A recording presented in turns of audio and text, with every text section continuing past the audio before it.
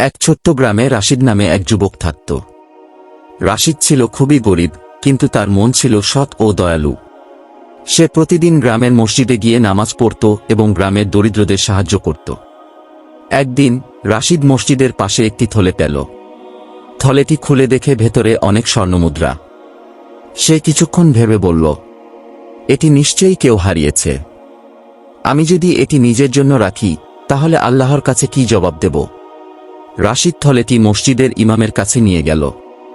ইমাম থলেটি দেখে বললেন, তোমার সততার জন্য আল্লাহ তোমাকে পুরস্কৃত করবেন। এখন আমরা ঘোষণা দেব, যাতে প্রকৃত মালিক এটি ফেরত পেতে পারে। কিছুদিন পর একজন বৃদ্ধ ব্যক্তি এসে জানাল থলেটি তার।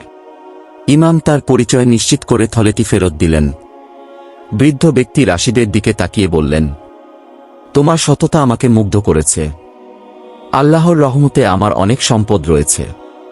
এই স্বর্ণমুদ্রাগুলো আমি তোমাকে উপহার দিতে চাই। রাশিদ বিনয়ের সঙ্গে বলল, আমি এটি আল্লাহর সন্তুষ্টির জন্য করেছি। আমার পুরস্কার একমাত্র আল্লাহর কাছ থেকেই চাই। বৃদ্ধ ব্যক্তি তখন রাশিদের জন্য দোয়া করলেন। কয়েকদিন পর রাশিদের একটি চাকরির সুযোগ হল, যা তার জীবন পরিবর্তন করে দিল। শিক্ষা: সততা ও সৎ কাজ কখনো বৃথা যায় না। আল্লাহ সবসময় সৎ ও নেককার বান্দাদের সাহায্য করেন।